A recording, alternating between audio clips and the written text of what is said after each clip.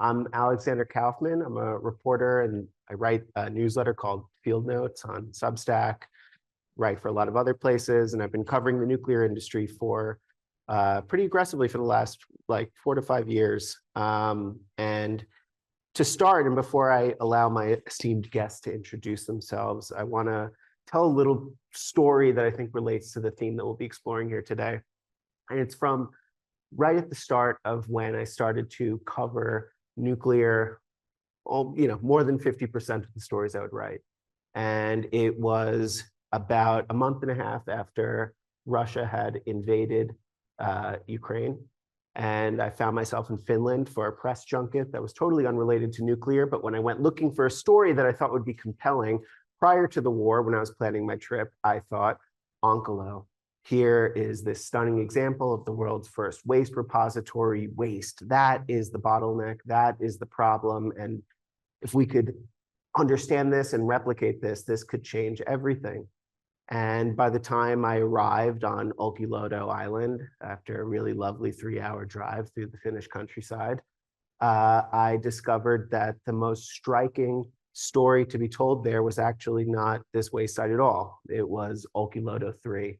And it was the emergence of, the first new reactor in Western Europe, right in time for energy security to become absolutely paramount. And what I learned from this experience was not only, I think a deeper sense of what is important in the nuclear industry, but how much the facts can remain the same, but the context can change.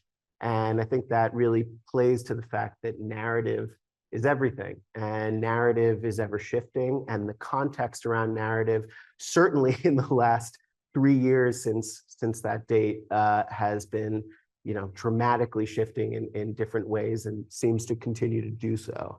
I have 3 wonderful people to explore that with. I'll let each of them introduce themselves and explain who they are and what position they're speaking from, and then we'll dive into some questions that I'll moderate, and I will leave about 20 to 30 minutes at the end for audience questions. So at that time, we'll have a microphone set up, and I'll invite you to please come up and ask away. Do a better job than I can. So Chris, please.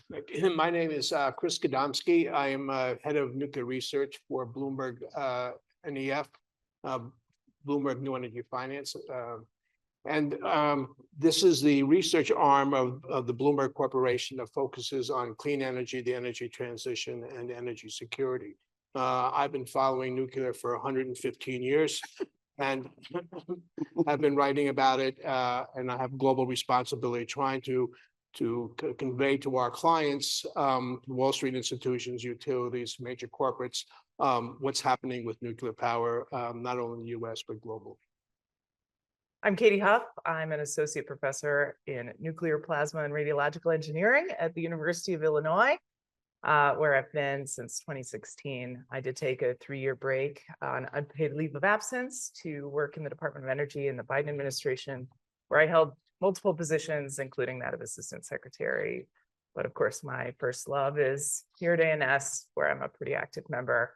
And I'll be speaking on behalf of myself, Katie Huff, not the University of Illinois or any former employers. I think that means you're going to get dangerous and say some crazy things. So I'm super excited about this. My name is Mark Nelson. I'm the founder and managing director of the consultancy Radiant Energy Group, not to be confused with the microreactor startup. So if I had to describe in a very short period of time what we do, we help solve collective action problems in nuclear, with a team that includes some people with engineering background and others with public advocacy and other special skills. So I'm based here in Chicago, 100% nuclear electricity city. You can experience the 100% nuclear stability together here. And I've found that no business leader I've ever met knows this. A number of the people who operate the plants and own the plants that provide this 100% electricity don't know that. And the fact that that can remain true now that nuclear is an extremely hot topic is fascinating to me and illustrates the profound troubles that we have had in communicating about nuclear, but also, if I'm going to be more optimistic, the great opportunities. And that's just the local level. That's just me. Hello, I'm in Chicago. We have this problem in Chicago. And I'm hoping that we get to some pretty interesting topics today on what those local, say, failures or opportunities look like at the international level. I went to my very first nuclear event ever at American Nuclear Society in Chicago in 2012, a few months before going off to grad school, and a few weeks after seeing an internet video about advanced reactors that totally changed my whole life. So it is very exciting for me to be back here now that it's my home city on stage at American Nuclear Society. Great. So as a reporter, it's my instinct to always start with news, and we certainly got a bit of that yesterday with the announcement that President Trump had fired NRC Commissioner Chris Hansen. And so I'm eager to kind of just go down the line here and get a quick reaction from each of you about the significance of this, and what story this may signal about the nature of nuclear regulation in the U.S. going forward. We have to remember that Donald Trump's rise to prominence was as a TV celebrity, and he has carried some of that same type of thinking environment, thinking and atmosphere to the operation of his White House. And one just has to look at his entertainment of various world leaders in the White House to reinforce that this is theater in many, many ways. As far as Canning, the head of the Nuclear Regulatory Commission, I think that's probably a pretty dicey move on his part to do that. And I don't understand what the backstory is on that, but I think that there is some importance to keep regulators and the government sort of different sides of the table. But I also think that he has an agenda that he wants to go ahead and exercise by virtue of the 4 executive orders that he wrote on or released on May 23rd, just before Memorial Day weekend, which is significant of itself. It ruined my golf weekend, but nevertheless, it's something remarkable, and I think that there's something to be watched carefully, and we'll be curious to see what the next steps will be. Yeah, I think the stage was set for this in February with an executive order about accountability for independent regulatory agencies, in which there was an executive order basically that indicated that the president intended to remove the independence of all regulatory agencies in the U.S. federal government. That's everything. It's FDRC, it's FERC and FCC and FEC, and also the NRC. And at the time, I was assured, oh yeah, well, it's not really about NRC, it's about all these regulatory agencies. But I was concerned about it then. You'll see some spicy takes in at least one op-ed. And I think the reality here is, this is a second step moving forward towards a desire to see more White House control over the Nuclear Regulatory Commission. And it's unprecedented to sort of be removing people without cause. And so if indeed they did remove Chris Hansen without cause, I think we should all be extremely concerned. So I'm going to zoom out a little bit and say that I've since getting into nuclear and being here around for 12, 13 years, I've met so many people my age or just under that not only came into nuclear because of the same excitement about the same topic, but because they saw the exact same YouTube video of a talk given up in Calgary in Canada. There's a specific thing going on where there are outsider narratives about nuclear, about how nuclear is the best if only we let it be the best. Or nuclear is amazing because it's so much better than everybody thinks, but actually that stuff is trash and we've got something even better than that. Or the problem with nuclear is we haven't founded the right company or invented the right reactor. That set of outsider narratives and a bunch of weird things that come along with that have now dominated in DC, and it happened faster than people thought. And I think it's going to have heavier implications than a lot of people thought. If you love nuclear, you might hear that a new administration likes nuclear and say, okay, well, at least we agree on that. But this outsider vision of nuclear would be great if only we could cut this or slash this or change this or smash this, that has now conquered in DC. It's very hard to find well-meaning pro-nuclear people who are involved in policy, especially on the right in DC, who have heard any other narrative on nuclear. and on the importance of the NRC, or on the incredibly powerful role the NRC has played in protecting American nuclear from interference and political shenanigans. They don't know that story. It's never been told to them. They never even thought of it. And suddenly we're playing catch up and explaining the outstanding value of the NRC, especially in context of how much worse it is to do so many important things that matter for just keeping nuclear alive, much less growing it, in other countries that don't have the political independence the NRC has had. So an outsider narrative has taken root, taken hold. It happened much faster than we might have thought, and we haven't mobilized to have any countervailing narrative, and now we see the results. What risk does that then pose to broader perceptions of nuclear as we actually start to build things? Because you look at the different polling out from Pew and from Gallup that show these record high amounts of support for nuclear across the American public. You've seen, I've certainly watched in the last few years the success of a lot of pro-nuclear activism, and the TikToks you see from Generation Atomic and others talking about nuclear is safe and it's clean. And is there a risk of that eroding when there is, or if there is, a perception of greater partisanship or a watering down, or a deregulatory agenda coming to the agency?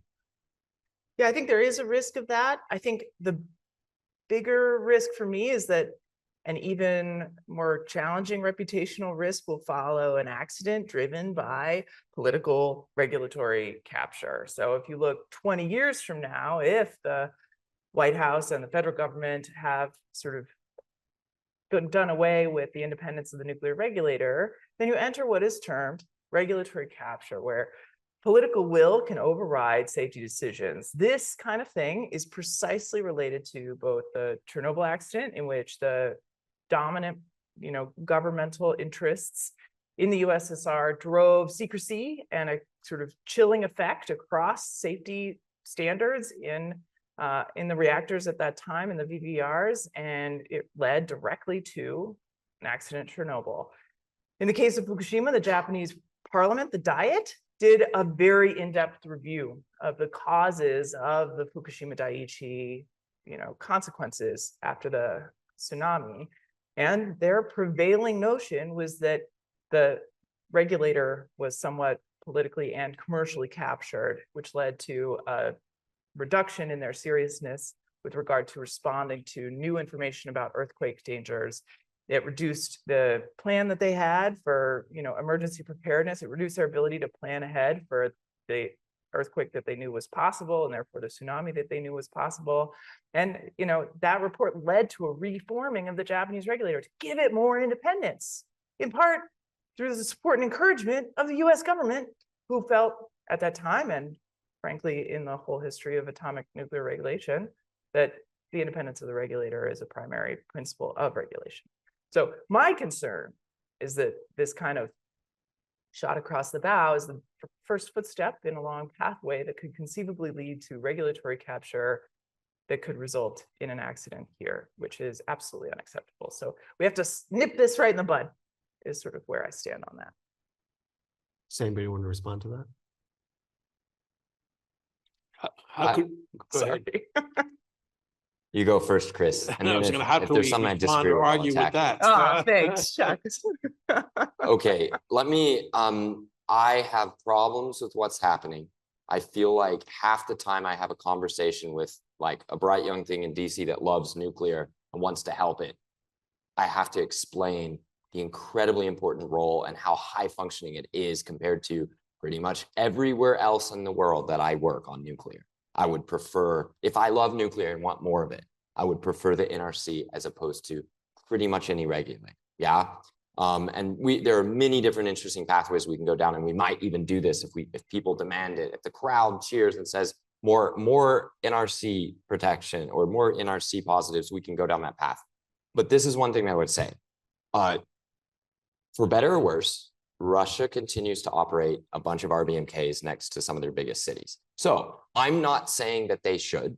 I'm not saying that they've fixed all their problems or they haven't, just that if you are making this Chernobyl argument, you have to be a little bit cautious because no matter how much capture there's been, Russia is apparently not blowing up their cities with more of the actually same reactors that were operating then are still operating. Some of them actually have killed more people in accidents directly of their own operators from different things that didn't involve the core than Chernobyl. None of that is an advertisement for the Russian way of doing things, for that centralization, that, just to say that if people hear you make that comment, they might say, well, look, Russia now is eating our lunch and conquering the world and building it home and able to invade countries and do everything all at once, and somehow they're pulling it off. What's the actual goal here? Russia themselves haven't even had a meltdown since Chernobyl, so maybe it doesn't matter. And if my problem with the political capture is a little bit more that the politics can go either way. Texas is suing the NRC both from an anti-nuclear and a pro-nuclear position. I don't trust that.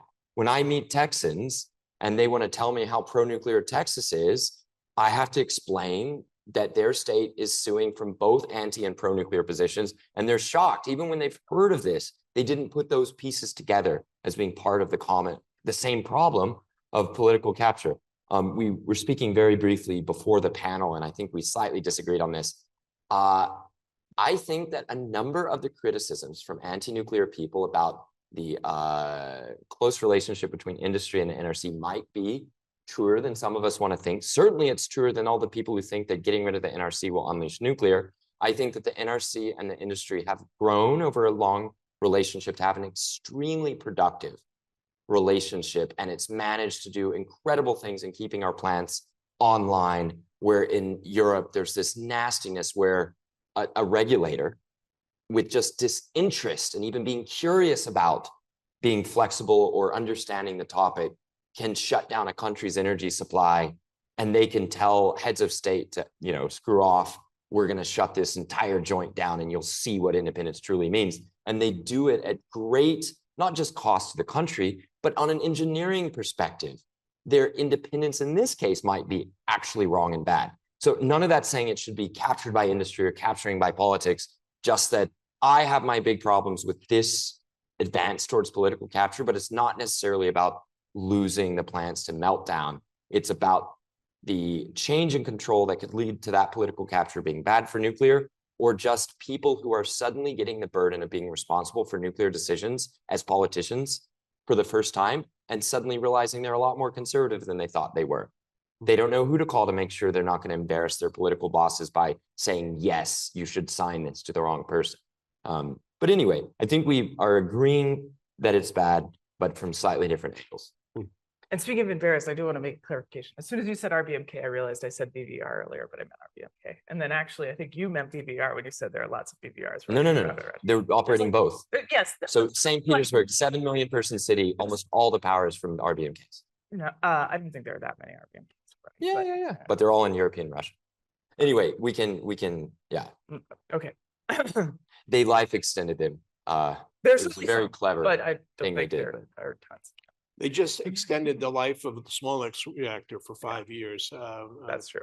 Just came on the news recently. While I agree 100% that the actions of the president are questionable with regards to removing an appointed NRC official the way it has been done, one has to also look at the development and evolution of the nuclear energy industry, in this country, and what are sort of the obstacles that have sort of stymied the industry in comparison to what goes on in Russia and China. And that's something that perhaps suggests that there should be some sort of analysis done on why the Russians and why the Chinese are having great success with nuclear power, and why the industry seems to be moving very, very slowly in this country. We have a tremendous amount of intellectual capital here, and also financial capital here to move the industry forward.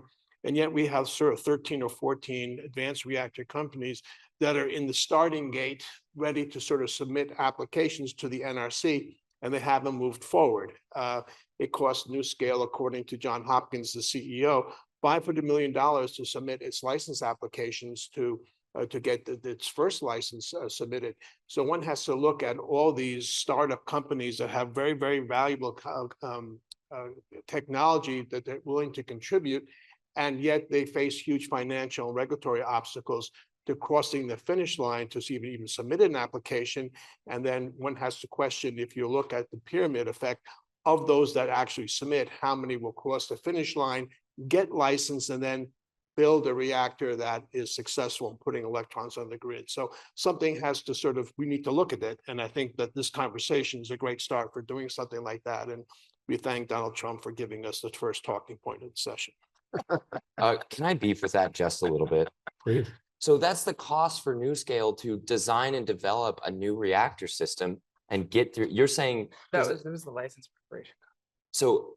This you're saying that the total amount of money they spent is about $1 billion, right? The amount they've raised and spent is about $1 billion, right? So you're saying that they could have designed it and done everything for the same cost? Because my understanding there is, yeah. So my understanding is that that's development cost over the course of trying to get it licensed, which is not, they would, no matter who the licensor was, or even if they're just puttering around the desert willing to make things and melt things, they still would have needed to do a lot of very expensive long development work. I would be interested in taking out just a little slice, like saying what part of that is because of the things that you think ought to change at the NRC. But if you're having to say that nuclear would be good if we just changed everything, I'm sorry, it's hard engineering and technology. It's high temperatures, high heat, pressure, neutrons. It's not nothing. And I think that a lot of the advanced nuclear companies waiting to get out of the gate, if we have an NRC that's way easier to deal with or just regulates a lot less, that's going to be a license to spend an enormous amount of money extremely quickly, rather than having to do a structured process of spending slower as you're doing a lot of preparatory engineering work that you will end up having to do anyway. It's just, are you doing it in conversation with an active regulator or not? It's going to be hard to be done. I mean, I hear a lot of different excuses from a lot of the advanced nuclear companies blaming this, blaming fuel, blaming this, where those things are often not even on the critical path for that company. But nobody, I think, has ever pissed off an investor by complaining about the NRC. That is my impression at the moment. Yeah, but I don't think anybody in this panel is saying that. I'm just saying that the NRC is part of a very complex picture that that has created the lack of rapid progress for nuclear commercialization that goes on in other parts of the world. And so it's part of a puzzle that needs to be sort of assembled, how to fix that aspect of it or other aspects of it. You have tremendous state support from Russia and China, low interest rates, and very, very supportive situation in Russia for building nuclear power plants. And sometimes I think that our administrations talk out of both sides of their mouth, and there's a flip-flop, there's no consistency. And I spend a lot of time talking to the financial community, and they are, saying, Chris, we'd love to invest in a startup, but it's a 7-year payback, and that's beyond our time horizons. We can't do it. And talk to, large financial institutions on Wall Street that are interested in investing in the technology, but are pretty scared to do so.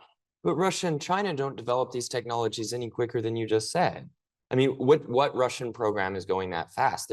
They've spent 40 years debugging their sodium program, and it's still not as cheap as their standard PWRs that they're building. In China, they build things really fast as long as it's the stuff that the startups say is the old junk that we don't want. If it's new things, China, it takes a long time, are really slow, and the government and the regulator are super conservative. I would rather develop in America if I were developing these advanced technologies. Like the Russians are getting a lot of help to China for their sodium reactor program, and it's apparently getting closer to startup, but they've been working on that since 2015 or so. The 100 megawatt SMR thing that China's working on, we're looking at maybe the first one coming together at a really active, huge, super experienced mega plant. So they're not like building it from scratch somewhere. They're very good people on it, building on an active nuclear site with really good crews, around the clock. And they're still taking like 5 years for a 100 megawatt unit that I can't tell. It's hard to get full details, but I'm not sure they have other orders for it. Russia did their advanced floating reactor thing. They already have an icebreaker assembly line going to make these reactors. They still only have one of these out of the gate in 13 years of the program. They're apparently going to try to get orders from other people. But what they're discovering is that these reactors, in addition to being really slow to build compared to the ones they're building lots of, are making really expensive power. So on the payback for investors, what I always caution investors is just because an advanced reactor gets built does not mean it will be competitive against the alternatives. The benchmark never used to be build a reactor at all and now you win. We built dozens of fascinating, what would, if built today, would be called advanced reactors, and they just weren't necessarily good performers. Maybe if there's enough capital, they're worth exploring or rebooting. But I spend a lot of time looking at the Russian and Chinese program, have a lot of contacts that give good information, and I don't see advanced tech going any particular faster rate in those two countries. Built 2 HTRPMs in China, and they have a liquid fueled molten salt reactor running. I completely disagree with you. But these are not new programs. They've taken Don't have those. I understand. What I'm saying is, if it's a time thing, it's not that much faster. They just put a lot. They put billions into it. At least 4 years faster, given the next pebble bed module, like high temperature gas reactor in the United States. It's going to be at least 4 years. You know, there's several ways to measure the success of a nuclear program. One is how safely and efficiently they operate the existing fleet. How effectively and how cost efficiently they build new reactors. And the third situation is how effectively and what is the pipeline of advanced reactors coming to be the next generation of those. So if you look at the whole universe or so, you know, US is leading in innovation of advanced reactors, but we're leading in safety of operating existing reactors. But I measure that we're sort of really struggling with the next phase, is the build out of existing reactors, whether it's large reactors, small reactors, whatever. Why isn't there not another AP1000 under construction in this country? To me, that there we go. Now we're unified. Now we're all in agreement. We can all be excited. Okay, so let's bring this back then to the original topic at hand, which is how things are then changing at the NRC. So given, you know, this final agreement that we've reached between the three of you, what do you make of some of the policies that have been proposed, both around the changes to the NRC and changes to, you know, I realize it's the moving target in terms of what the one big beautiful bill is going to ultimately become, but you know, what you can expect from the changes that we see in federal policy generally. How much closer does that bring us to change one way or the other?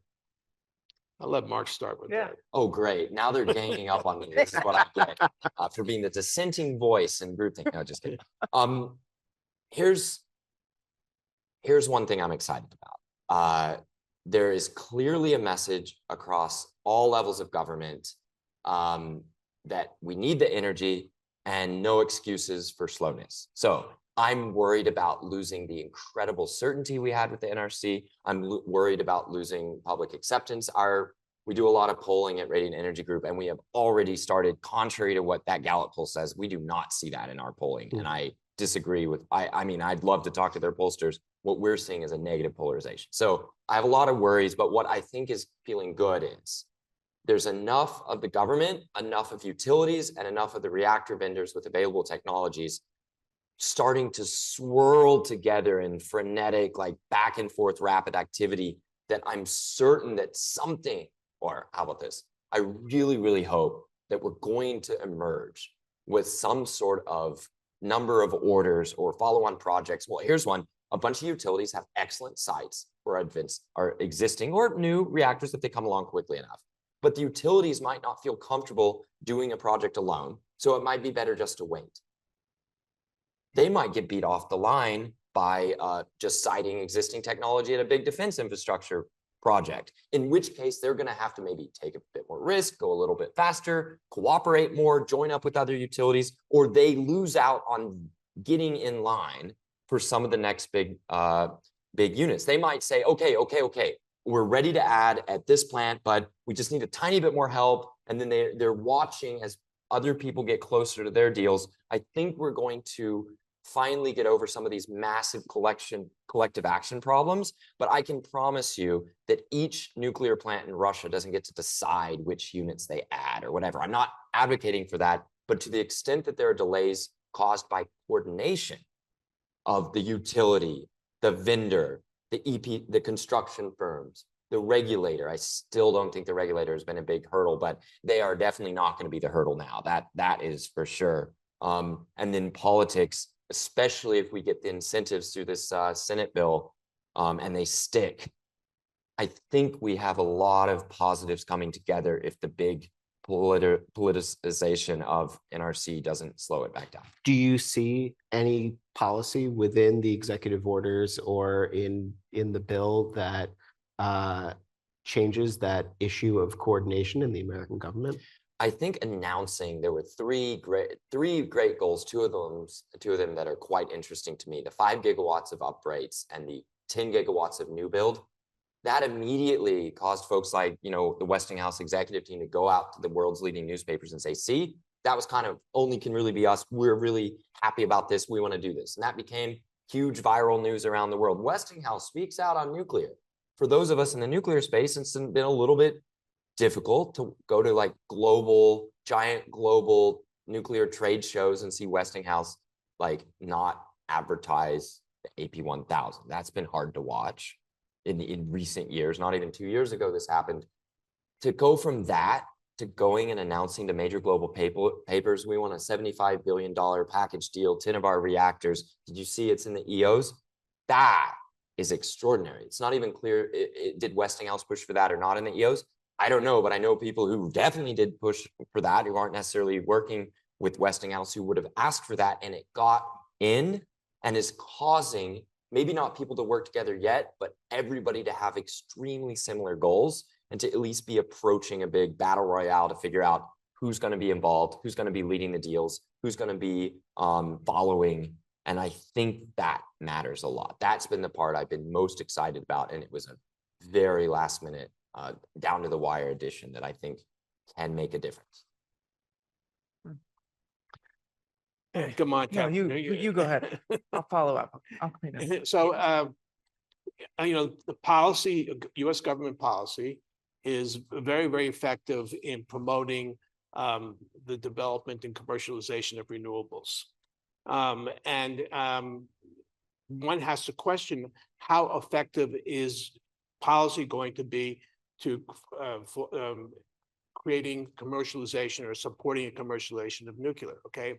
When I look at this problem, I look at policy push is not as effective as market pull. So think about pushing a string and pulling a string.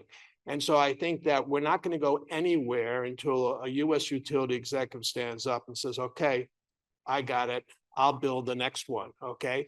Or until a hyperscaler says, I got it, I'll go ahead and build the next one. And once you have that market pull, it's a very, very scary thing for a utility executive to say, hey, I'm going to go build the next AP1000, and hopefully it will be 30% less than the cost of Vogtle according to the US DOE, and that's what we think that we can get it done for.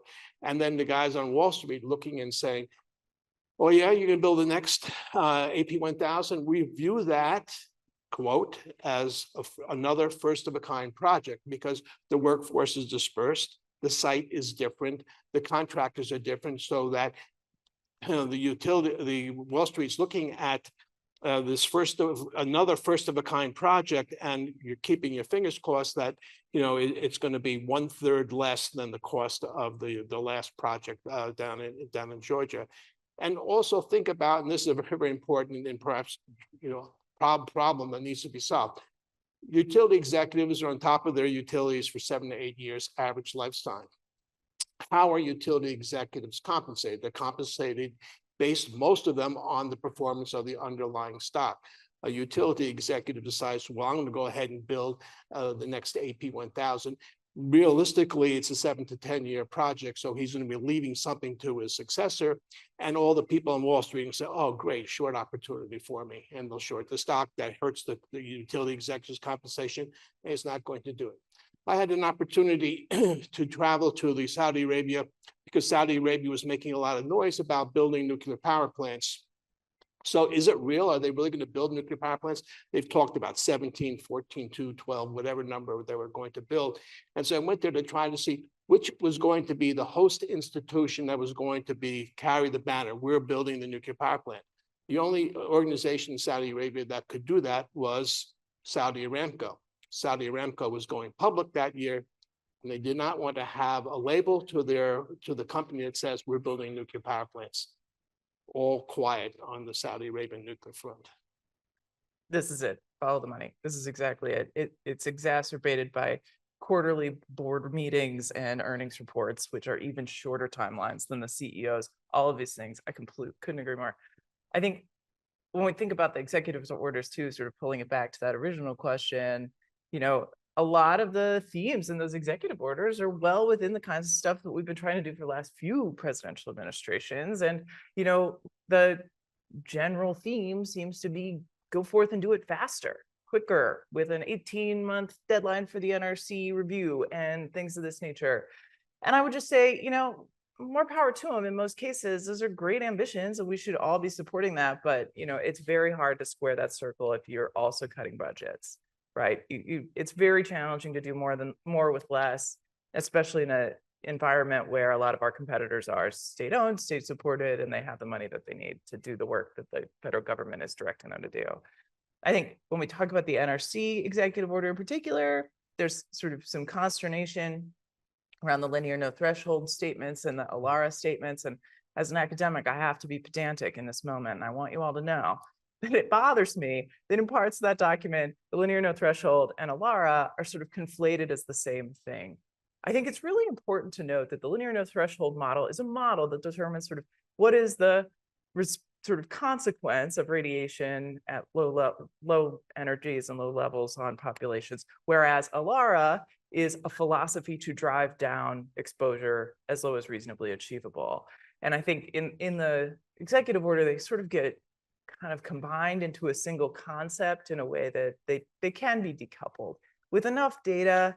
And I do think that right now the data isn't quite there for the linear no threshold model to be sort of confidently replaced with a model that we have better confidence in. But if we had better data, we change the linear no threshold model. That doesn't mean we are simultaneously going to get rid of ALARA.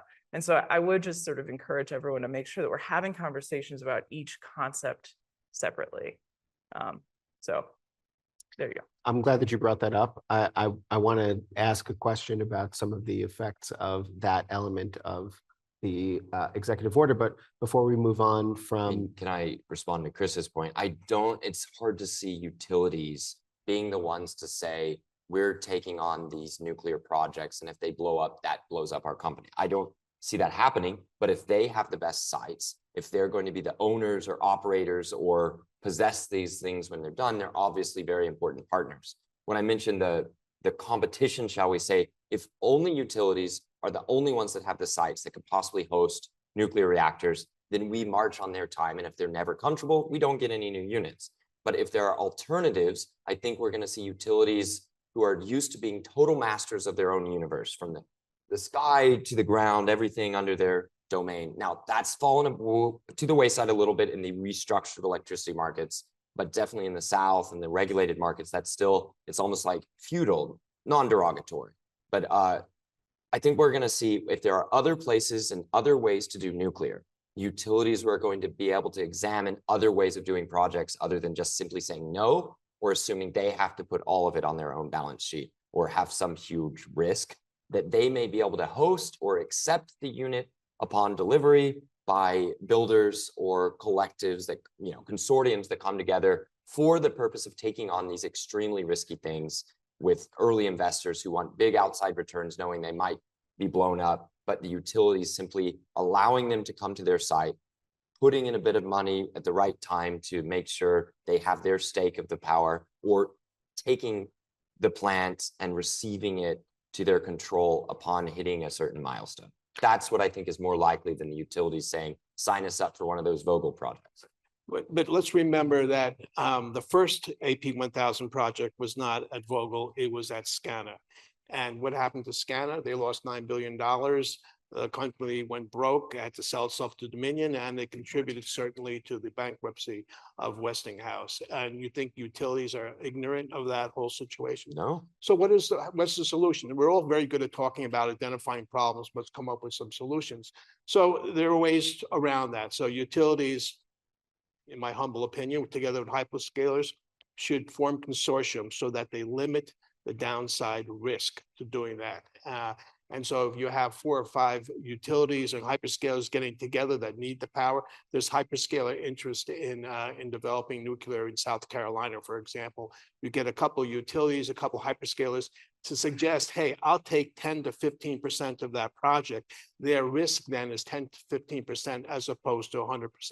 The vendors go ahead and say, good, this is what we're going to do. We're going to give you a fixed price contract on the reactor components and let you manage the construction of the balance of plant, and that's on you to manage that correctly. So there is some limit to the upside devastation if there was a huge cost overrun, because you're only having the cost overrun on the cost of construction of the balance of plant. And there you can hold Westinghouse or General Electric, or whoever it is, to a fixed price on that. And that is an acceptable thing. We don't have enough cooperation going on utilities. And then once it's constructed, theoretically, you can go down the learning curve and get to nth of a kind cost, which is more palatable, so that utilities and the hyperscalers can take on all the risk of the project instead of sharing the risk. That's a way that seems to be a logical way forward. It is happening. The nuclear company. Yeah, Among many other TNC. players, there's a lot of people working down this. Ironically, one of the things, sorry, this is getting kind of deep, but this is if we were talking, what is the specific thing that either unlocks America rejoining the world of building big nuclear and competing against Russia and China, or failing? At the point that people get through by the way, perfect description, these things are happening. Now you see the point where, as long as you get the first project, you unlock all the scales and you become the new masters of the Western nuclear world. That goes back to people not able to jump in themselves, but not willing to relinquish being the leader who puts together and then gathers up all the nth of a kind experience and deals themselves. So there's this weird moment where all of these, I don't know, edgy teenagers sitting around a cliffside, who's going to be the first one to jump off, take the risk, but also then be the coolest guy who can. Anyway, that's a weird analogy I just made up, but just there's this moment where everyone's standing at the precipice, trying to figure out who's going to jump first and if that person is going to die or not die. Or so it's back to seeing that line of nth of a kind stretching out on the horizon. You win the deals as far as the eye can see, as long as you're in the lead or you do the best in the first project, yet no one group is able to yet make the first plunge. That's why I think a lot of things are going to come down to what happens at VC Summer this summer. So what about what happens outside the United States? Obviously, the GE Hitachi reactor is being pioneered first by the Canadians. I agree, obviously, that the AP1000 is probably the most obvious thing to meet those that 10 reactor demand in the order, but it isn't the only one that could potentially meet it. I don't think GE is going to jump into doing another ABWR, but in theory, could you not have a Korean reactor? The APR is licensed and by the NRC already. And what role could that potentially play in meeting some of these needs once we actually see push come to shove and actually see projects, bidding and starting?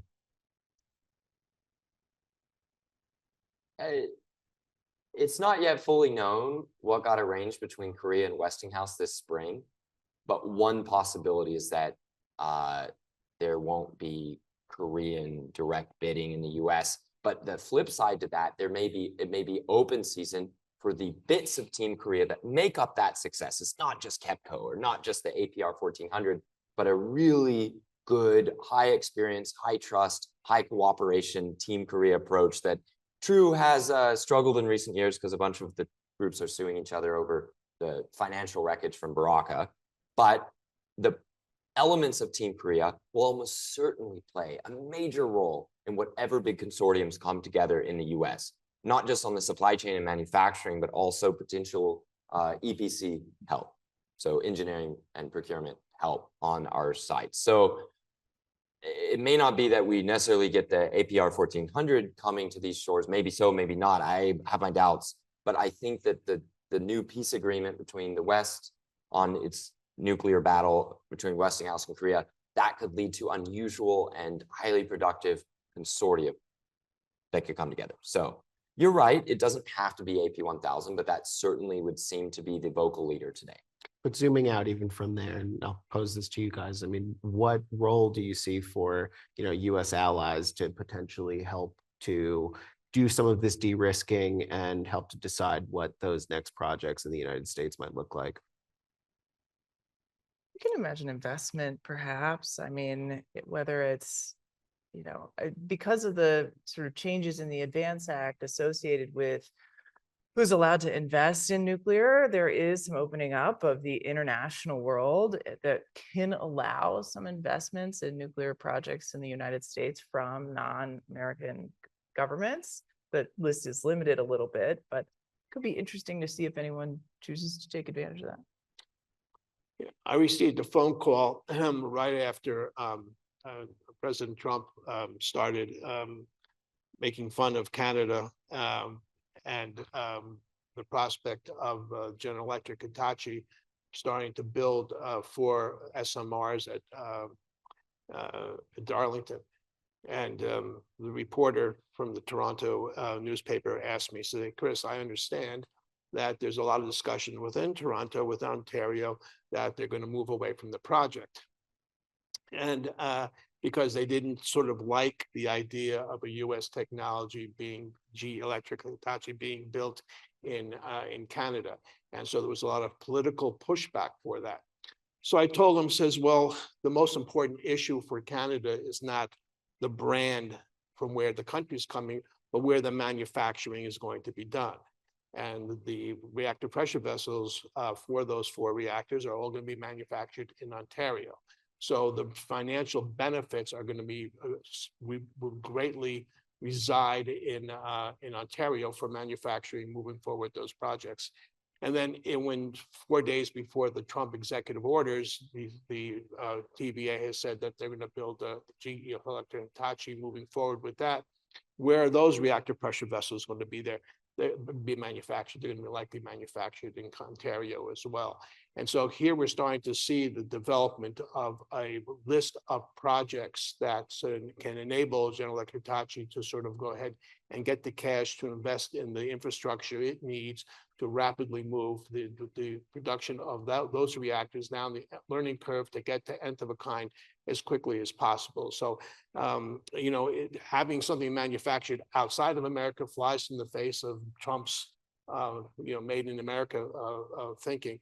And that's why I think it will be very, very difficult for even, the large reactors, if they're going to be having their reactor pressure vessels manufactured where?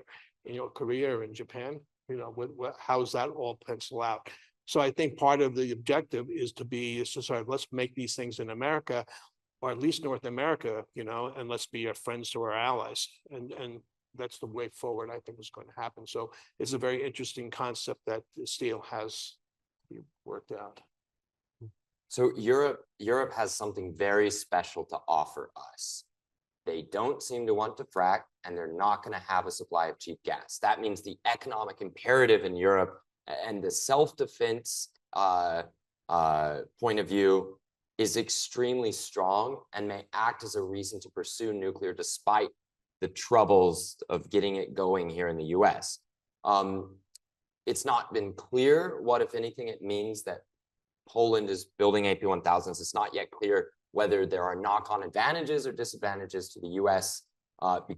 It's really unclear. I try to figure it out, and I'm not sure what it means that the Poland project is ongoing. Does it help or hurt in the US? Not clear. But the extremely high energy prices and the high desirability of having nuclear programs in a lot of Europe, and the sudden collapse of the German anti-nuclear wall in European politics is going to be a massive demand factor. So I mentioned our polling. One of the most interesting things we found in our polling is that as you get closer, as your capital city of your country gets closer to Moscow, your opinion of nuclear is more likely to rise. Your national opinion, people saying what they think about nuclear, I don't think that we're moving capital cities further from Moscow. They're kind of stuck with their own geography. They're kind of stuck with expensive gas, which is one of the really difficult things in the US. If we're not making a climate imperative for nuclear, there are still reasons to try to get nuclear to work, but it really does hurt quite a lot not to have that. We have so many terawatt hours that we can get in the US from turning up coal plants. One of my first research projects in my career was actually at the Breakthrough Institute with Jessica. We were trying to explore coal and gas switching. How much room is there to switch? We just probably never thought we'd see a day where you'd have a big tech demand surge that could lead to the coal plants being turned back up. That is a little bit of a problem for our demand signal from nuclear. It's not completely unsolvable, but the degree of cooperation is going to have to be very high. The fact that Europe does not have this situation, either doesn't really have the coal plants to turn back up, doesn't really have as modern plants as we do, has much stronger commitment to climate impacts, even in the face of a defensive problem between Russia and the EU. All of that is going to be a strong pull factor. And I think that American AI companies who are wanting to find a way to build in Europe, there's some of our biggest ones that are working very hard. I don't want to call it like private diplomacy, but to try to urge European countries to think in a long-term relationship. Where can we be assured of power supplies and build for the long term? I think those relationships are going to hopefully soothe a little bit of the feathers that have been ruffled by other ways of doing politics. And as long as the fact that the NRC has let me just say this. Sorry, this is a little bit of a rant.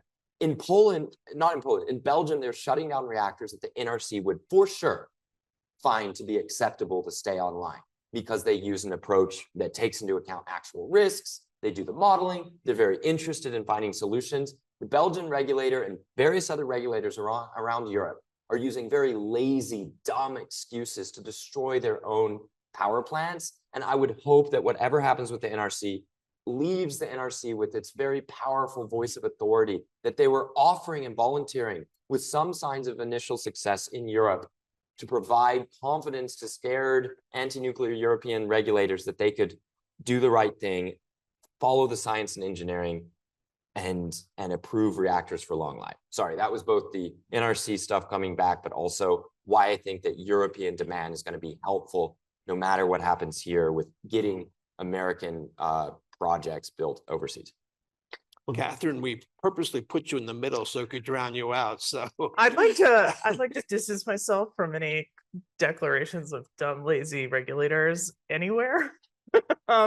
But I do think that sort of Mark's point about sort of keeping an eye on Poland is wise. I think it is, my opinion, my opinion is that the Polish project with Westinghouse, if successful, is extremely good for the United States, extremely good for Westinghouse. It was something we all worked very hard on. And the real problem is that this is a nation that doesn't currently have nuclear power, and they'll also be simultaneously building Korean reactors. So it's an interesting situation to watch very closely. So I certainly agree with that. So if I can comment about my Polish cousins over there. So Poland is the only country in the world to build nuclear power plants and decommission them without operating them. Okay, for starters. And so my Polish cousins are also very interested in moving forward the AP1000 project, but they keep on pushing it back. It slips. It slips. One of the reasons it's slipping is because there are several reasons why it's slipping. Probably the first reason is one group of politicians favor the AP1000, another group favors the Korean technology. So you have this constant tension back and forth, two political parties, one wrestling with the other to try to build these reactors, and they're pushing them back.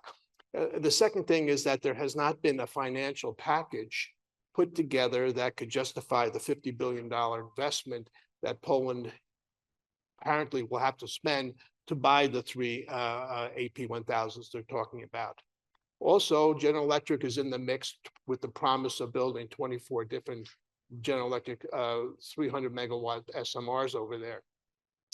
And so you have this very confusing, unresolved financial puzzle that needs to be solved, and it's taking a very long time for them to do that. In the meantime, it slips and slips and moves back. if you look at Poland, Poland has a huge coal industry and it has a lot of people employed. What's going to happen to all of those people when they decide, okay, time for you to shut down coal? Where are they going to go? So, you know, my conversations with the Polish politicians who are mismanaging this project to say, listen, you have two problems. You have to get rid of coal, and you also have to deal with the unemployment that you're going to have when you make all these people in the coal industry redundant. The solution is to find a technology that you can partner with a vendor and manufacture in Poland, retrain the people who are going to be out of jobs. It's a social and a political and an economic and financial problem that all is very complicated, and it's moving very, very slowly going forward. And so we need to come up with some sort of solution for them, and politics involved. It may be a while to see that happen. I just wish that we come up with a solution so that we can have success with the AP1000. But where are those reactor pressure vessels going to be manufactured? They're manufactured in Korea. Okay, so. Well, I would love to continue talking about Poland, and I've visited the site where they're building those AP1000s, and it's quite lovely, beautiful beach. But I want to move on. I want to come back to that question of ALARA that was in the NRC executive orders. You know, this is something that struck me as, you know, potentially something that could shift narratives, particularly on the local level. And I think of that, you know, I'm from New York. You know, I've been up to some of the decommissioning hearings that are held at Indian Point. And while you have our governor, Kathy Hochul, you know, trying to lead a 17-state charge on helping nuclear and, you know, looking into ways to boost nuclear at NIPA power plants. At the same time, she's also the same person who less than a year and a half ago signed a bill that seemed to preempt, you know, federal power over the release of treated water from that same plant. And bring this up to just point out how sensitive, you know, populations can be to the ways and, you know, to questions around radiation, even now when, you know, that's a place where you would think in New York, a lot of the opposition to fossil fuels and gas pipelines might have agitated some of those residents more when they built more gas pipelines at that same location. But I put this to you, you know, what you expect to be the effect of this, whether you even expect that this study that the order is actually directing to take place leads to anything meaningful? Yeah, I'm interested to see who exactly they put on this 20-person group of officials that will decide some of these things. That's part of the executive order. The NRC will name 20 officials. It's a little unclear from whence. Hopefully they're NRC technical people. That's my hope, at least. With regard to ALARA, you know, I think we benefit a lot.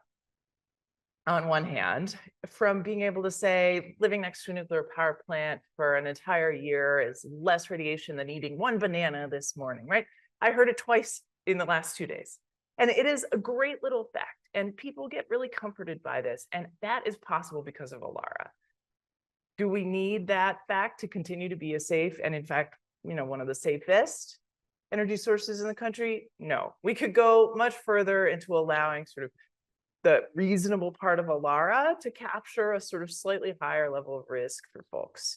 I hope that that's where a lot of this direction will go, to reevaluate where reasonable lands, so that we're not driving all safety down, sort of all possible risk down to zero, because a zero accident environment is a zero work environment on a work site, right? Like if no one's allowed to stub their toe, no work will get done. Now, I do feel there's a great deal of value in maintaining something close to ALARA. And I think we should even continue to call it ALARA. And I think the only real wiggle room should be in that word reasonable, how we interpret it, what really is reasonable, what is reasonably achievable. And if that's the aim and the goal of this kind of study, and that study is based entirely in data, I'm all for it.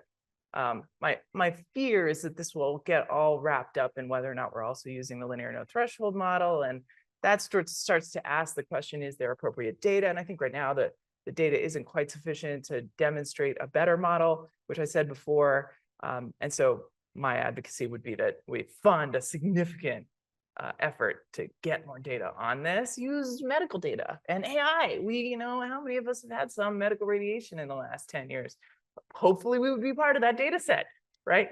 For low levels of radiation. So I think that there's definitely some play there with regard to sort of doing more research to get more data to make sure that you have a conclusive data set driving a better model to replace LNT.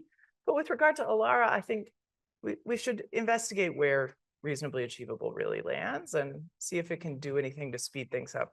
But I wouldn't change anything if it's not going to also speed things up, make things cheaper, et cetera. If there's no benefit, let's not bother, right? ALARA has served us well. And it's more flexible than people think. I'm going to go out there and say that a lot of things I hear in DC sound like the way I sounded 2 weeks after seeing my first nuclear video, when I was binging YouTube videos all night and reading articles and essays and old blog posts and stuff. I'm like, oh my God, I used to say these things. I used to sound like this. I think LNT is going to hold. I think a lot of people are very loudly talking about LNT, and they're going to either need to scrub blog posts or pretend they never said it. This is not my area of specialty, but when I'm grilling people who do know and watching them grill each other, I think that the data sets, the big data sets, are going to come in and pretty much say that LNT is going to hold. Since I don't blame LNT for stopping American nuclear, that doesn't bother me, but there's a lot of people who've made that a weight-bearing part of what they think is wrong. Next, we get to ALARA. I find that we've achieved excellence in operating nuclear plants without escalating costs. There was a bump, obviously, from post 9/11 and post Fukushima surges of doing things, but there's this constant whittling and chiseling down of the cost of operating our nuclear plants while keeping quality quite high.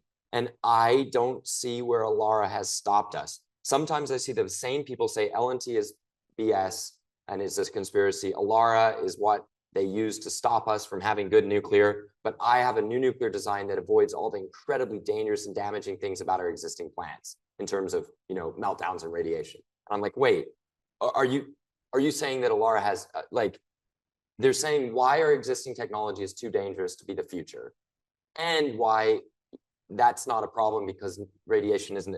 And you realize that these are not coming together in any really coherent worldview. In some ways, it's a lack of testing and exposure to having to actually be on the sharp end and work at nuclear plants, keep them working well, develop nuclear designs, build nuclear designs, test them, or get new nuclear projects built. When you get on the sharp end, it really alters your view of a lot of these things. And I think a bunch of this narrative is coming from extremely early stage nuclear reactor startups and very, I don't want to say early stage investors, but investors that are enjoying their nuclear journey now.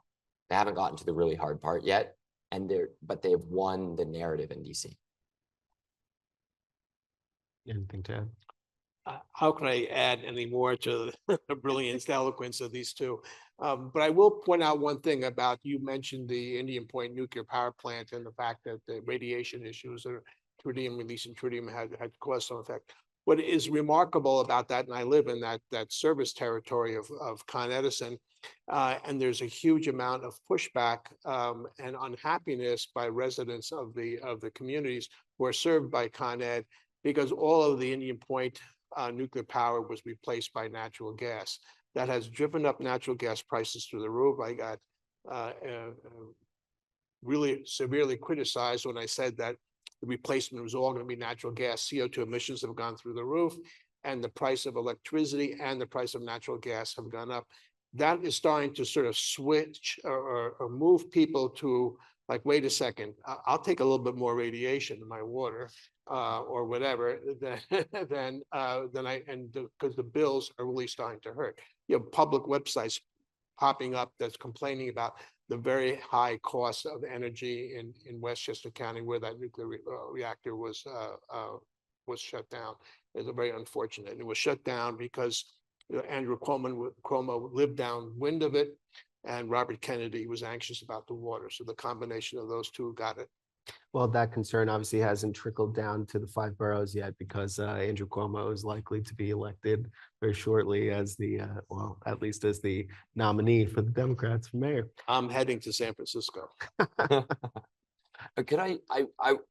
This is about messaging, or, obviously the connection between messages and truth. I think that truth, or it doesn't guarantee you win on your cause over time, but in the end, messages that are contrary to truth can suffer a lot of damage and blow up a lot of things. In skydiving, people know there's a risk, but they do it because it's so fun and thrilling to skydive. For a long time, people didn't want nuclear, weren't interested in nuclear, even had no opinion or worse of nuclear.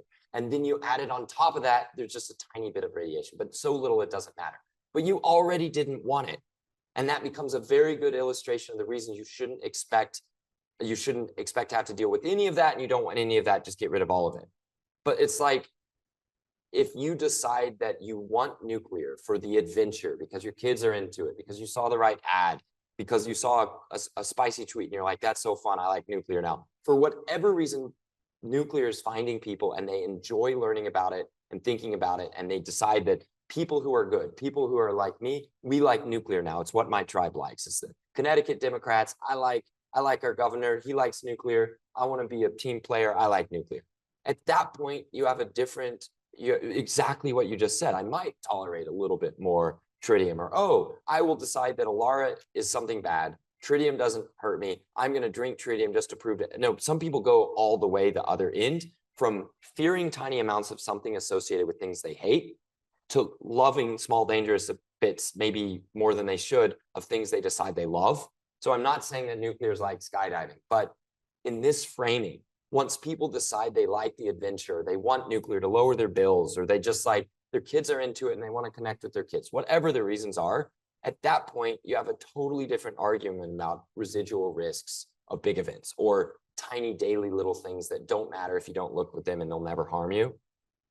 If it's something you want, you find people are able to look the other way or even get into the excitement of being involved in their plant by drinking a little tritium. So fair enough, but what starts to happen when these projects are underway and are being built at locations where there are plenty of people who don't want them? And, I'm thinking about, the New York State example, sure, but, we've had New Mexico, for example, pass a law that, as I understand it, holds up a little bit better in court against the Atomic Energy Act to block the construction of an intermediate waste storage site there.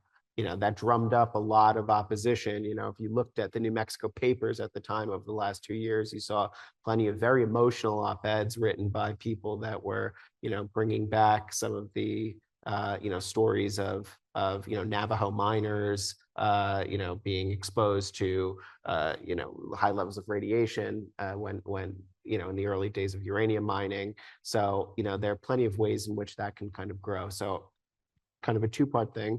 One, what happens when you see these sorts of federalist fights potentially teed up, and do you expect them, especially with the executive orders that we've seen? And two, is the anti-nuclear movement dead? Can you really write its obituary, or could you see a potential resurgence of it once we see shovels in the ground on some of these projects? Look, we live in a universe where vaccines are being questioned by some of the highest ranking political officials in that space. Anything is possible if denial of science remains possible in the public eye. Let's just be very clear. Like, that is the battle that we are fighting here right now as researchers in a highly technical field. Trust in science, if it degrades, is a degradation in trust in us. And I think that is a serious problem now, even if it doesn't look like a distrust in nuclear now. And so I am concerned about that in the long run, maybe standing in the way, in a sort of temporary sense, right? But if fundamentally nuclear projects get built when the funding is available and the economics are right, it is not impossible, but not common for, voices to stop a nuclear project. Now, I would like to live in a world where there is consent-driven engagement with sites and communities that tries to keep everyone sort of in a place of comfort and contentment with nuclear projects built in their communities. But that's not because I'm afraid that without that contentment, nuclear projects will fail. It's because I think it's the right way to go about things. I think that the threat of sort of anti-nuclear sentiment in terms of stopping nuclear projects is a little bit overblown. I think actually it'd be a slightly better world if it were taken if we lived in a world where that sort of concern from communities were taken more seriously, we don't need to get into that. Well, the shortcut in a way is start with communities that ask for nuclear for the first time or already have nuclear and are like, when are we getting our next one? That is a lot of possibilities right there. One of the most interesting cases coming up, which will be a test of everybody's priors and ideas on everything we've talked about. Let's say in Kentucky, you have a massive grid that can carry a lot of power all around a big depressed area, and there's a big set of DOD legacy facilities that all could use a bunch of new development. Well, in our polling, we had a client ask for us to include Kentucky and West Virginia and got sharply negative results on nuclear in states that have almost never had a conversation on it, really, but have had long histories with coal and being attacked for being coal states. So very interesting situations. Is this all going to be something where it suddenly turns around, where you have the stars align, a way to build nuclear in a place that doesn't have the community support that we would want if we were expanding Chicago's nuclear plants or something like that, but they've never had a conversation before, and it lines up with doing your part, but also getting major rewards of being a part of signature Trump administration programs, defending America by putting power on AI bases with, we will see. I don't know. A lot of these things are going to be tested. It's hard to see a grassroots anti-nuclear movement in Kentucky having the same flavors as we used to have from like the anti-nuclear movement based out of Chicago, which was a thing, and it was quite powerful in helping ensure uncertainty with regulation combined with blowing up costs of nuclear plants to kill off projects. So I'd say it was an element. I think I used to believe that the anti-nuclear opposition was a lot more decisive. I think it was like the type of thing that was one of several things pulling weak projects down into the mud, right? Increasing costs, which ultimately is the deciding factor. Or why we had the NRC and having a much more stable regulatory environment where you didn't have year or 2 year long delays with uncertain legal outcomes for plant designs you were already building. That was a nasty world we emerged from in the late 70s in combination with an active citizens movement with a lot of elite and very motivated, hardworking young people committed to destroying nuclear. I don't know if we're going to have that traditional anti-nuclear movement again. We are struggling to find somebody to debate on the anti-side of nuclear here in Chicago for some event, and it reminds me how difficult it must be on that side. Fortunately, we're capable of nuclear being our own worst enemy, so we should be well stocked with our own opposition. We did a survey following the hyperscaler interest in last October in investing in Amazon and in Google and several other companies investing in some of the startups. And then we looked at all the projects that were progressing forward, the restart of Palisades, the start of mining operations in Arizona, Mexico, and every single nuclear project that was going forward, we always found a position group that was there to vocalize their dissent to the project moving forward. So it's still a lot played down, but it still has an effect of just slowing down the whole process going forward, much more contentious and more expensive as a result of that. It was unfortunate, but that's a very important part of free speech. About nuclear, the go-to answer is let's call up Ed Lyman down at whatever, and he gets on the phone and gives his 2 cents. He's probably the most widely quoted analyst that criticizes anything we do regarding nuclear, and that's something that perhaps is missing on the pro side. That we need to have somebody like. Oh, ducks. Kathryn, to go ahead and say something good about nuclear power. So I want to ask one more question, and then I'll invite you guys to line up and ask some questions as well. The last thing I just wanted to ask about, kind of going back to some of the stuff about Russia and China from earlier, is how central and how significant are the broader geopolitical conflicts that we're having in the narratives around nuclear going forward? It seems to me like it's particularly on the center right, but also on the center left, a very popular thing to point to the success that China has had and, frame the necessity of nuclear investment and policy around this kind of Cold War-esque competition.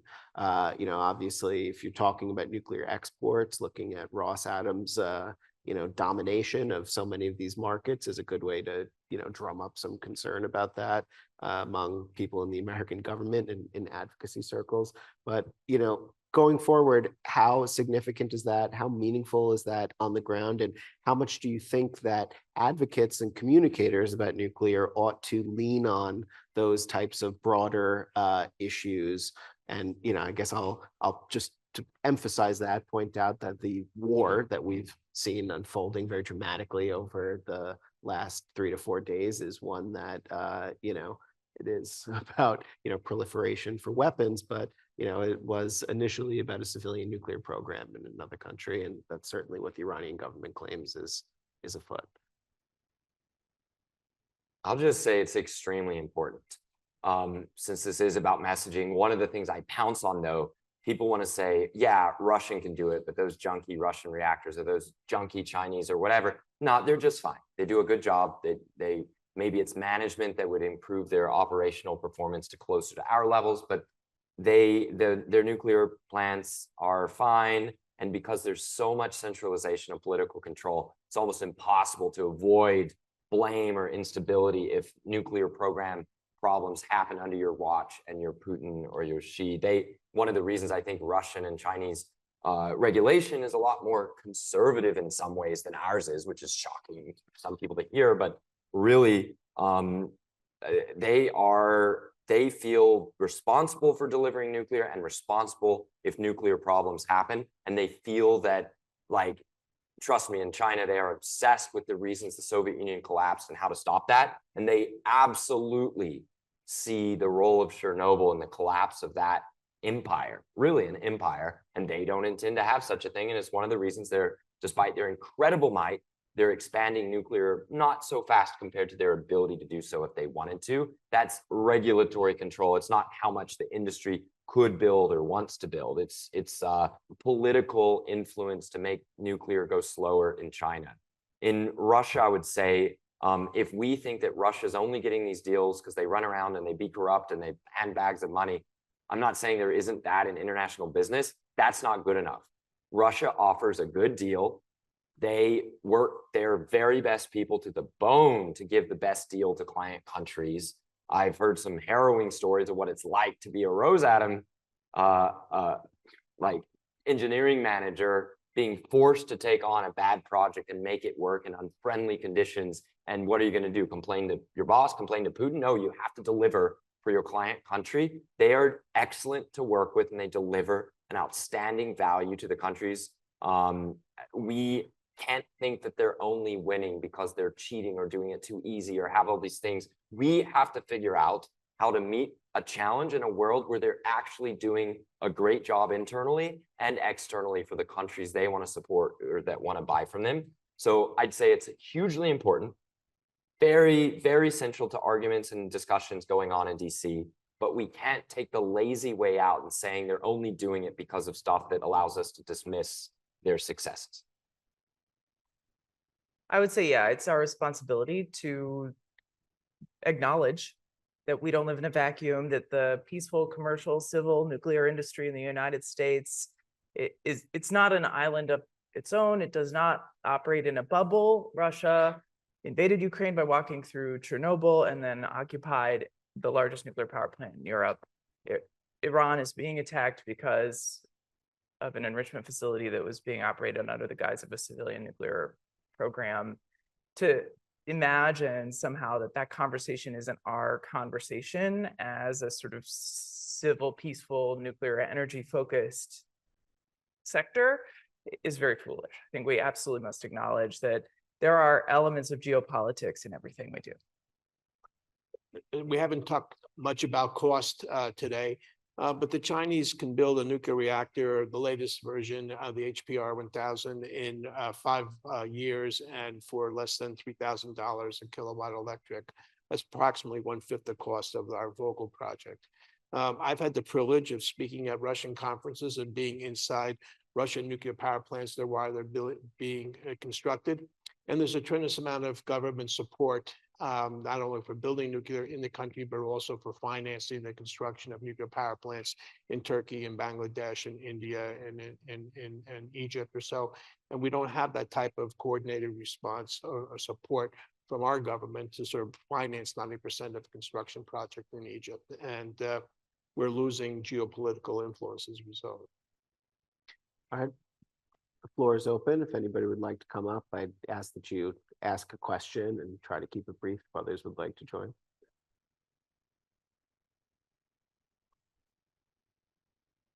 Can we turn on the mic in the front? Thank you. That's good. You're good. It's on. I think you're good. Maybe on. So the question is, if you go back to the conference when President Trump announced the EOs, Southern Company's CEO mentioned of a regulation that to put up a nuclear plant or a reactor in an existing facility going to cost them $25 billion. That resonates with common people. Right? So from the NRC's point of view, independence shouldn't mean they become insular. They still have public as a stakeholder. What should NRC do to change that? To be clear, independence for the regulator is allowance that they serve the public with no one else in mind. So the mission of the regulator is to serve the safety interests of the public. Having political influence or commercial influence or other sort of interests dominating their decisions would be a violation of their independence. But I guess what I mean by regulatory independence is that it preserves that service to the public. I maybe didn't totally understand your question, but maybe someone else did. Of course, Mark will have. No, I'm good. Okay. I don't know. Did I answer it? Maybe I didn't say it.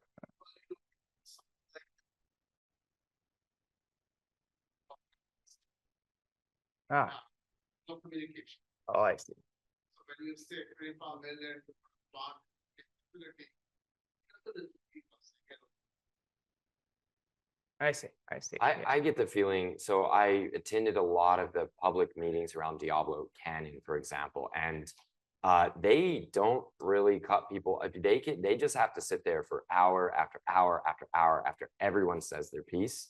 And I mean, in some ways, they're extremely open, and I don't think that telling them they have to speed up a lot is going to suddenly cause them to take a lot more time to get voices for the public. Maybe they'll find some way to force people to give their thoughts, and you have one day and all the people in this area will be knocked on the, I don't know. It's hard to see how they could take more public sentiment into account than they do now, but maybe you have ideas.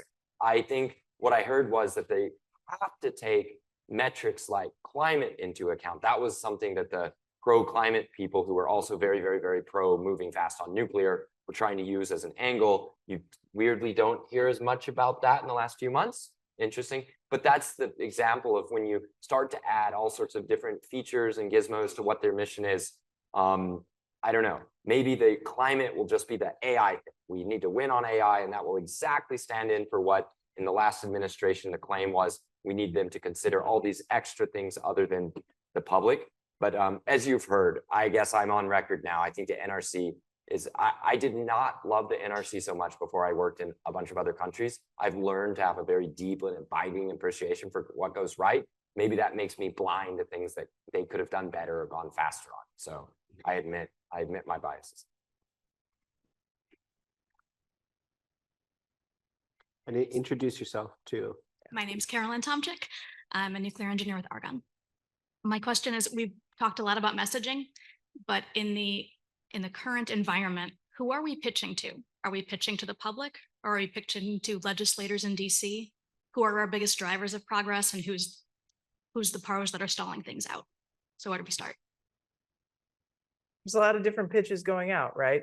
I think startup companies are pitching to investors, you know, universities are pitching to the Senate to try to put some R&D dollars back in the appropriations bill. From my perspective right now, the biggest pitch happening in DC is the one to restore support for LPO. The Loan Programs Office is really important to finance next generation nuclear, and in fact, more AP1000s, et cetera. I mean, and you're even seeing the Secretary, Chris Wright, try to pitch that and make sure that there's sufficient support for Loan Programs Office funding in the upcoming appropriations bill. So I think the audience obviously varies by the argument. I think when we talk about NRC, we're sort of pitching everyone who distrusts that the NRC sort of wants to move forward. But when we're pitching sort of nuclear is great, it's a sort of continuation of our general public story. I don't know. Westinghouse is pitching through the sale of its AP1000. It's also pitching to develop its eVinci microreactor. So two different messages around both of those two technologies or so. I'm on the receiving side of a tremendous amount of pitches for advanced nuclear companies by my position in New York, following the nuclear industry and following the perceptions of the financial community regarding the opportunities in investing in nuclear power. So it's very, very curious, the messaging, the incoming that I get regarding all the exciting developments regarding nuclear. And some of it seems to be completely off base. I'll take that question in two ways. First of all, what state are you from? Illinois? Okay, here in Illinois, we have a bizarre and confused environment in the governor's office where a bunch of his energy people were selected on the basis of not liking energy. They don't want there to be energy. Well, that's turned out to be just exactly out of sync with what you have to do to be a credible presidential candidate. So they're still trying to figure out what on earth is going on with energy, and anybody reaching out to the governor's office, even if you're ignored or they just send you a form response saying, I value nuclear, I think it's important, we need a pathway to adding nuclear. Those messages matter when the factions of advisors are attacking each other. Here's another thing. Chicago is a fairly chaotic city, and we don't know what's going to happen with the city leadership or financial situation. It will not be a good thing if Chicago tries to use all of its remaining political muscle to stop businesses from coming and buying nuclear power in the state, but also doesn't do anything to help nuclear power expand or doesn't secure any long-term contracts to stabilize rates. So depending on which neighborhood you're in Chicago, if that's where you are, or what city you're in, or who your state senator or state rep is, we still have a problem that the governor who likes nuclear intervened on the advice of very bad advisors to kill the nuclear legalization bill and replace it with something that doesn't even work for a lot of the companies that want to build here. There's a lot to do in Illinois. You're not going to influence the Republican administration that much, so we could skip a level. And let me just say what I find is that there's never a lack of people to work on because of how hard this nuclear problem is. A lot of my time over the last 5 days has been sitting in one of the main Twitter spaces. Whenever there's a question on nuclear and somebody's like, bro, I heard that the nuclear reactor in Iran got blown up and now there's going to be radiation. Well, no. Hey, look, IAEA says radiological contamination. That means basically Chernobyl. Well, not really. What I get out of it is a lot of frustration, but also I slowly pick up followers and people are like, hey, this guy, Mark Nelson, if you're in the open source intelligence community, he knows nuclear. Meanwhile, I'm sitting there sending WhatsApp messages to people who actually know the details, trying to figure out what it is. What is all that about? Hopefully making it to where whatever tragedy emerges or whatever unfolds in the Middle East between Iran and Israel, it's not used as an excuse to stop a nuclear energy program in Germany or in Norway. I'm not going to be able to do anything to help civilian nuclear in Israel and Iran at the moment. That's not the point. The point is that when there are these big viral media moments, if there's anything that starts spreading about civilian nuclear energy being part of the problem, I guess I'm there on the insane cesspit of Twitter trying to deal with it. Who remains on Twitter? Reporters, half and half. A lot of them are stuck on Twitter, and the most fast rising and aggressive young reporters quickly start to build out their story and their networks through Twitter DMs. Twitter, the producers for TV shows are on Twitter and sending out DMs or finding people on Twitter and then having a much more official looking email come to email. So in terms of the media, which in the US at least is mostly pro-nuclear now, they're still wanting those experts that Chris called for. And when I see the email fast enough, or I'm not flying on an airplane, I try to be available. I think one of the reasons that you and I are both on the same panel, either you wouldn't have been here or I wouldn't have been here or something like that, Alex, is that I spent a lot of time answering a lot of questions and helping you with sources around the world. And in return, you had some of the best sourced, most exciting and accurate reporting around nuclear. I'm not trying to say it was only accurate because you found me, and you certainly did a lot of stories that didn't involve me at all. Just saying, we found each other in part through Twitter and associated networks, right? LinkedIn is still really big. Europe is still a massive battleground where they're trying to interpret whether USA is ever going to be a friend again, whether we're ever going to do nuclear, whether we're ever going to make nuclear happen in Europe. And especially with things changing quickly in Germany, there is an enormous amount of very important education going on with European leadership right now. And if you like to hang out on LinkedIn, if that's where you are, adding good commentary and helpful comments on posts seen by EU energy ministers, that does matter. And you can do that from home. And what Europe does in this area is going to help what we do in the US, I think. We're seeing a wave of international banks announcing that they're willing to fund nuclear or examine it. That's because of Germany dropping its opposition, which is definitely part of both the German nuclear advocacy and international advocacy and geopolitics coming together. Germans only barely exist on Twitter, but they're definitely on LinkedIn, and they take LinkedIn extremely seriously. If you want a place to go put high quality comments 3 per day on different stories, you can get famous on LinkedIn and get a following, and you will be seen and followed by European experts and reporters. So there is never a shortage. If you want specifics that work exactly for what you do, what you care about, there's going to be something for you for sure. Any more questions?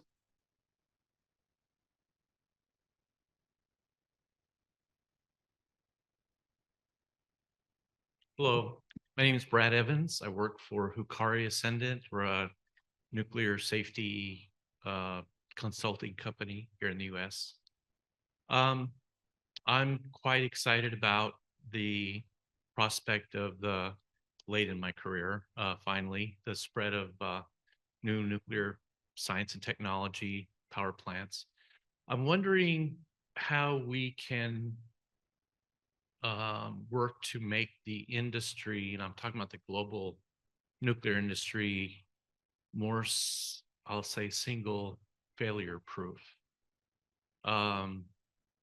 We saw nuclear renaissance about 10 years ago get stopped in its tracks with Fukushima. Back when I was a younger engineer, of course, 3 Mile Island, and then Chernobyl. It seems like it doesn't matter if it's in Asia, in Europe, here in the US, in Japan, we have a nuclear incident, the industry is extremely vulnerable everywhere to something that might happen very locally.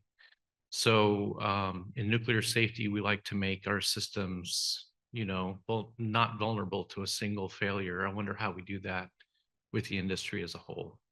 Thank you. Honestly, I think I don't want to test it, but I think we've gotten a lot of the way there with the capture of Zaporizhzhia. That was something unfathomable. It's almost hard to get into the mindset of what it felt like to live through that. I'm sure you had an interesting time then, but the fact that a nuclear plant was surrounded by tanks, there was a firefight and people killed on site, then people forced at gunpoint to run the plant, buildings being attacked and blown up on site. That is completely bonkers. At Europe's largest nuclear plant that kept operating through that firefight, people were treating it as it was the same as if it was actively melting down, actively a Chernobyl. And I've revisited that issue whenever there's a news story and people are starting to panic. I sort of stopped even responding or commenting to stuff there because I couldn't get enough traffic on my tweets. It was weighing down the averages. I'm not saying nobody cares, and certainly I feel really bad for the people who work and live near the plant, but it's like an inoculation, which are becoming unpopular in other areas. But in this case, you had this crazy thing that I had people in the nuclear industry saying, we're done. That's the end of nuclear. And then there was a resurgence of nuclear because people need it or want it for strategic reasons. And somehow that seems to be overcoming. I've even witnessed something weird where people get into nuclear because of how all the body horror and excitement from the Chernobyl TV show. And that should be, you should be against getting into nuclear from seeing something like that. But imagine the people who can go watch the Chernobyl TV series and then get into nuclear. That's a certain kind of inoculation. Again, I don't want to test. This is not something I wanted to test, but I studied aerospace before nuclear. And one of the things in that aerospace world is what's going to happen the first time we lose a Dreamliner. Well, it just happened. It just happened. And in an environment where people are already on edge about Boeing,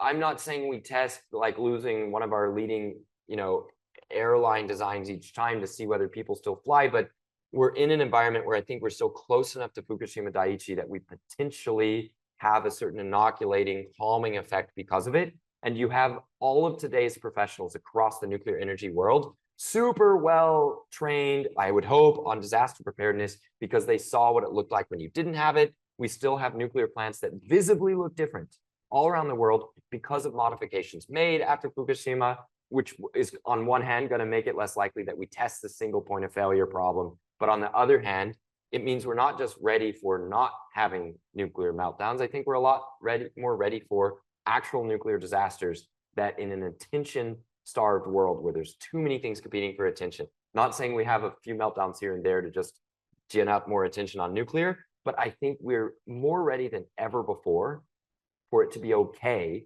to have a nuclear accident, not have it mean everything on Earth all at once. Yeah, I also thought of Zaporizhia during your question. And I think just the underlying component that I would share in addition to everything you've said, Mark, is it's about international collaboration, right? The conversations that are had when there is an incident at a nuclear power plant, whether it's leaky fuel rods in a brand new reactor in some other country, or encouraging the Russian capturers of Zaporizhia to shut down the reactors and bring them all into cold shutdown. Either of those conversations happen through the same channels of international support that we try to maintain diplomatically, and it has helped. It also means that we can be better allies to Japan, for example, when China is spreading falsehoods about tritiated water. It allows us to be a better partner when we have those lines of communication open. And I think the thing that could threaten that is isolation of nuclear countries from each other due to other diplomatic endeavors. So I think no matter what is happening, we need to maintain this sort of nuclear safety conversation behind closed doors, even if our diplomatic communications have been shut down. And I think NNSA and DOE and NRC do a very good job of that. And we all owe them a great debt from the Zaporizhia time. That's what I learned. I mean, Rich Allington from my team in the back just attended the London Global Communications Forum for WANO. Yeah. And WANO, World Association of Nuclear Operators, that's not cut off from Russia and China. That's an organization that does as much as possible to stay out of that politics, and at least on communications, what is working, what isn't working. And boy, they are incredible at popular communications in Russia. I'm not saying that maybe the public has some big say in it, but they're getting much higher quality, more consistent, more talent-driven communications than we certainly have in the US on nuclear. And they seem to have a really high popularity of nuclear to go along with it. That's a weird thing to say when you say international cooperation, but that is an example of an organization where they didn't even have a communications forum before 2 years ago. They've just been two. It's just now starting as a public conversation, slowly emerging from these, I don't know, the collective breakdown of cooperation at levels higher than that maybe is one of the reasons, call it a silver lining of that, that on the industry level, there's still really good discussions that have never happened before on how to be more popular.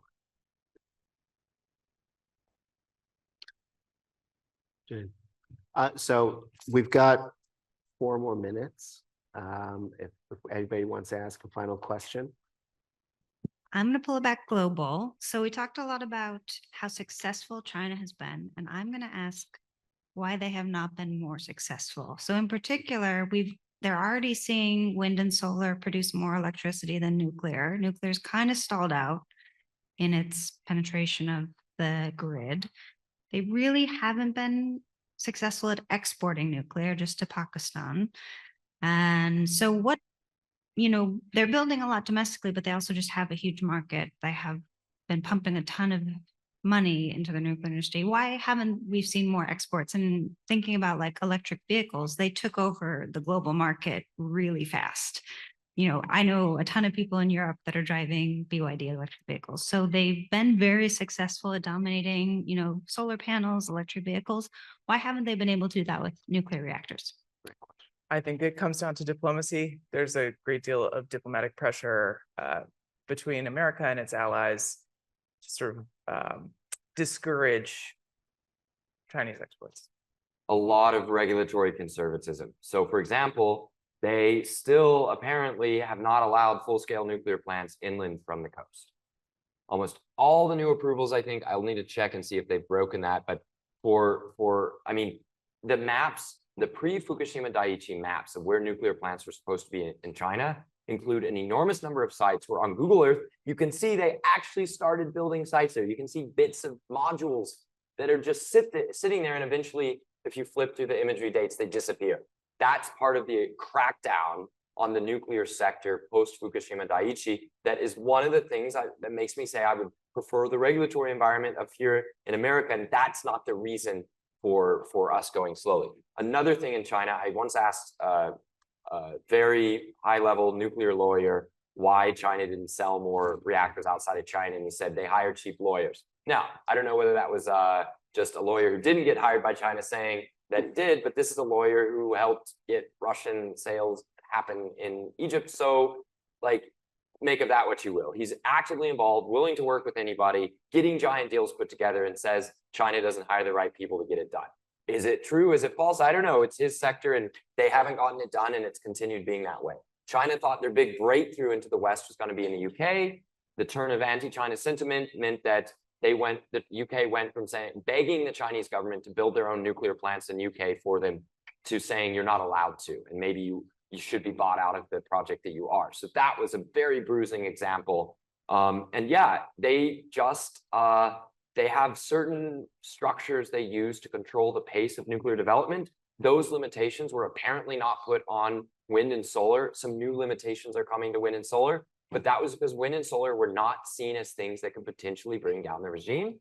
And nuclear mistakes, nuclear meltdowns of Fukushima Daiichi, of Chernobyl, those were things that fundamentally were seen as threatening the stability of the government. So while they're still using a bunch of coal and making a bunch of coal and having coal be approximately in some dimensions the same price as nuclear, they're able to make nuclear cheaper than a lot of their coal now, but it just meant they didn't have to overcome the conservatism on their growth growth path on nuclear. Will these things change? There's chitter chatter of the CAP 1400, their 20-30% upscaling of the AP 1000. There's chat of that being one of their ones that if it operates well and they can sell it, that might be a big breakthrough project for them. They certainly have built in Pakistan and the plants are operating and being constructed. They're there. That hasn't seemed to lead to that many big deals, but great final question. This is one of the most fascinating puzzles that we have in trying to unravel. But yeah, huge internal market, conservative regulator, not wanting to expand it too fast and accepting more fossil emissions for now as the allowance, not hiring expensive enough lawyers, and then the bilateral relations not being there in a way that apparently is not a barrier for Russia.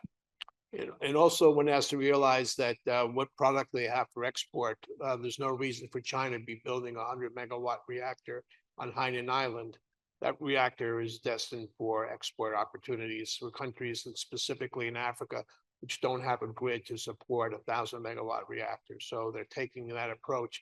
And it's an inexpensive reactor. It can sort of get people started on the nuclear trail. And so it's a very wise and intelligent strategy for them to target African and South Asian markets. And I think you'll see exports to those places. Well, that brings us right on time. I humbly thank you for your attention. It's so nice that most of you stuck around for the duration of like a Manosphere podcast length of a talk. So thank you, and please join me. Welcome to the Manosphere. Only in duration, I hope, not in content. But please join me in a round of applause for our two speakers.